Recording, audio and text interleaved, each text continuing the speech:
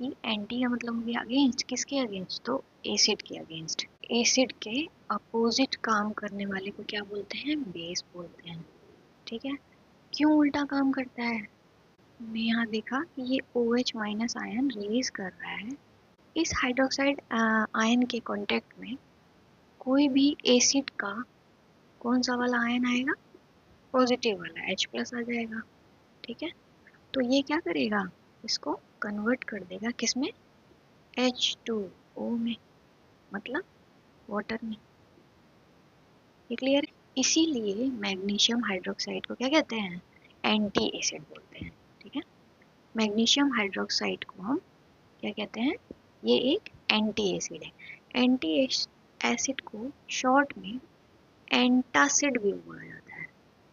ठीक है, दोनों को जोड़ दें, ये हटा दें बीच से, ठीक है, तो और ये मिटा दें, तो इन दोनों को जोड़ देंगे हम, ये बन जाएगा एंटासिड।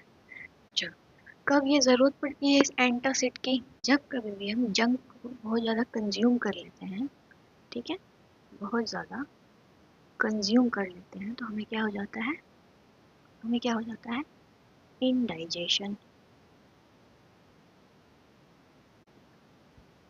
जब हम जंक फूड बहुत ज़्यादा कंज्यूम कर लेते हैं तो हमें ये सारी प्रॉब्लम्स होती हैं, डॉक्टर के पास जाते हैं।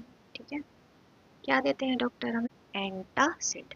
इन एंटासिड में क्या होता है? बेसिकली एक एंटासिड है। ठीक है, ये बात हमें क्लियर हो गई। तो ये इसका काम क्या है? अभी हमने ऊपर देखा था, पीछे किसने पिक्चर में देखा था कि इसका प्रॉपर्टी है किसी एसिड के साथ रिएक्ट करना।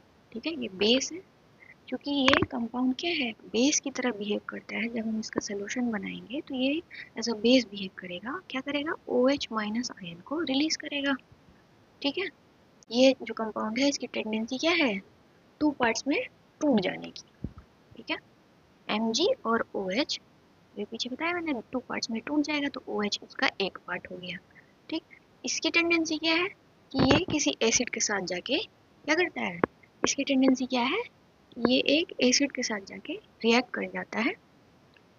तो अगर हमें डॉक्टर ये दे रहे हैं जिसमें कि हम जानते हैं कि MgOH ट्वाइस क्या है? एक एंटासिड है। अगर हमें डॉक्टर ने ये प्रेस्क्राइब किया है तो हमें पता है अब कि ये कैसे बिहेव करेगा? किसी एसिड से जाके रिएक्ट कर जाएगा। अभी मैंने बताया था, कोई भी एसिड होगा वो अपने सोल्यूशन में क्या रिलीज कर रहा होगा? कौन सा आयन रिलीज कर रहा होगा? ये प्रोटॉन। ठीक है, H प्लस आयन को रिलीज करेगा।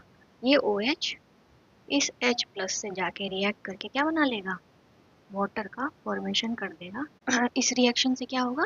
ना तो उस मीडियम में, ना तो उस जगह पे OH अवेलेबल होगा, ना ही H प्लस अवेलेबल होगा। वो किस में कन्वर्ट हो चुका है? एक मोर स्टेबल कंपाउंड, एक मोर स्टेबल मॉलिक्यूल में कन्वर्ट हो चुका है, जिसका नाम क्या है? वाटर। ठीक है, तो यहाँ पे ना तो एसिड रहा अब, ना तो बेस रहा।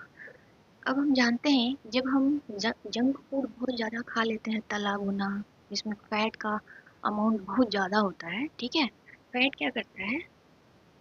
ये मैंने स्टमक बनाया है। फैट क्या करता है? स्टमक के अंदर जो फूड होता है, इसका डाइजेशन फैट बहुत ही स्लो कर देता है।